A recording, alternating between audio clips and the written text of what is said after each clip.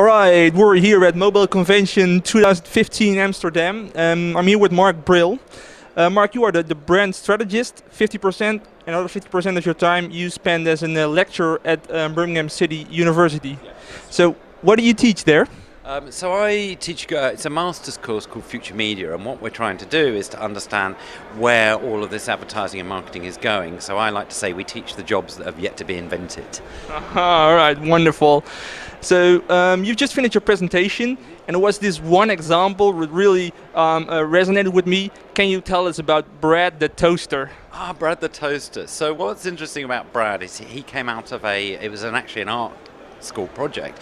It's a connected toaster, so when he pops up he tells you via Twitter and things like that. But the really interesting thing about this project is if you don't use him for a certain while, he puts himself up for sale on eBay automatically. And why that's clever is it's sort of interesting, it's funny, but it's also saying there are so many objects that we have, so many useless objects that we just don't use. And really one of the cleverest things we can do with making objects intelligent is that they know when they're not used any longer, and they can make themselves useful to someone else. All right. So and is this the fate of all our technology innovations? I think it's a very good question. We're going to have piles and piles of kind of useless technology in waste in places like China and things like that. So yeah, I mean, I would love it if all our technology could essentially sell itself or give itself away. You know, you think we've all got a drawer at home full of old mobile phones, and we could be giving those either for recycling, but also for people in emerging countries that don't necessarily have access to phones. So yeah, lots of opportunities for our devices in the future to be more intelligent. Yeah, right, too. But does that also mean that you think that we are not solving real problems with our technology at the moment? I think some technology does solve real problems, but on the whole, the answer is no. I think the challenge is, and I was talking about this from a brand perspective, for brands, what they think about is how can they get their users to their customers, how can they engage them to essentially sell more product? And they're very often led by the technology, not by the engagement. So we saw this with mobile. It's the same thing that's repeating itself. So mobile, they thought about an app and not what the app could do. Now they're thinking about wearables. Oh, we need to do a band, a fitness band, and things like that. But they only think about the technology and not how their users are. So I always say focus on the problem rather than the solution, because that way you'll always come up with the right answer.